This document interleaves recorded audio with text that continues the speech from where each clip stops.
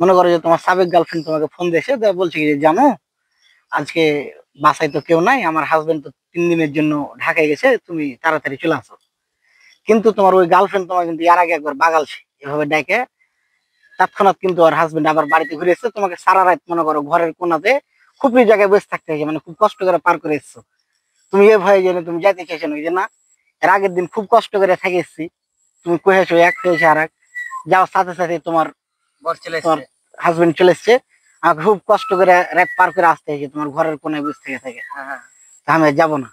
তো তোমাকে যে বুঝাইছি কি যে না সত্যি সত্যি এবার 3 দিনের জন্য হয়েছে, 3 দিন আসবে না। তারপরে যদি চলে আসে সেবের কারোর মতন, সেবারে তো কয়েছিল যে আসবে না, যদি আসে তো একটা বুদ্ধি আসে, তুমি দেখাচ্ছি একটা জুট নিয়ে আসবে, ওই যে ন্যাকড়া গুলা যদি চলে আসে তাহলে তুমি ঘরের যে জানালা গ্রিল টিরিল গুলা আছে এগুলা তুমি মুছামুছি শুরু করে দিবে। যদি বলে যে এটাকে, তো বলবো কি যে এটা ক্লিনার কোম্পানি থেকে এসছে, ওরা সব ঘর টর সবকিছু ফার্নিচার পরিষ্কার করে দিয়ে যাবে।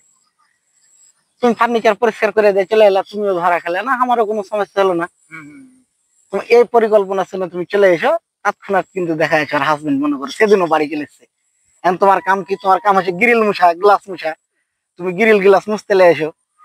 এখন তোমার ওই ওই যে তোমার গার্লফ্রেন্ডের হাজবেন্ড, ওই আছে তো কয়েছে কে এটা, তো তো যথারীতি তোমাকে যেভাবে শিখা আছে কয়েছে যে এটা ক্লিনার কোম্পানি থেকে এসছে, এরাই ঘরে সবকিছু পরিষ্কার করে দিয়ে যাবে ফার্নিচার টার্নিচার। এখন তো তোমাকে যতক্ষণ তুমি কাজ শেষ না হয় তখন তো আসতে পারছো না, মানে তোমার একটা জানলা মুছা শেষ হলো, তোমার মুছা শেষ হতে না হইতে মনে করো আর হাজবেন্ড মানে স্বামী আবার কাছে এই ভাইজান এদিক কাঠটা পরিষ্কার করো, এটা পরিষ্কার করো, ফ্রিজের কোনা পরিষ্কার করেছে, খাটের কোনা পরিষ্কার করেছে, পুরো ঘরই তোমাকে পরিষ্কার করে নিল। মনে করো যে বলছি ভাইয়া তোমার বিল কত? এই যে তোমার কলঙ্কিত গার্লফ্রেন্ড এসে মনে করো কিছু না না কোনো বিল দেওয়া লাগবে না, এটা আগে তো অনলাইনে পে করা আছে বিল। শেষমেশ কি হলো, তোমার ওই যে গার্লফ্রেন্ডের হাজবেন্ড মনে করো তোমার হাতে 100 টাকা দিলে, যে ভাই এটা চাচু খাইয়েন, আপনাকে বকশিস হিসাবে দিলাম 100 টাকা।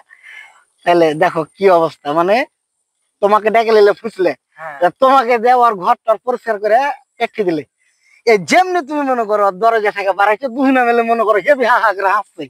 তার মানে কি এটা পরিকল্পিত একটা বিষয় যে তোমাকে দেওয়ার ঘরটার পরিষ্কার করাবি, দরকার দুজনের আগে থেকে প্ল্যান ছিল। বুঝতে পারলে বিষয়টা এরকম হবে ভাইয়া, হ্যাঁ একটু লম্বা হবে কিন্তু দেখা যাচ্ছে হেবি মজার হবে বিষয়টা। দেখেন চিন্তা ভাবনা করে কিভাবে করা যায়, কোথায় করা যায়। ঠিক আছে।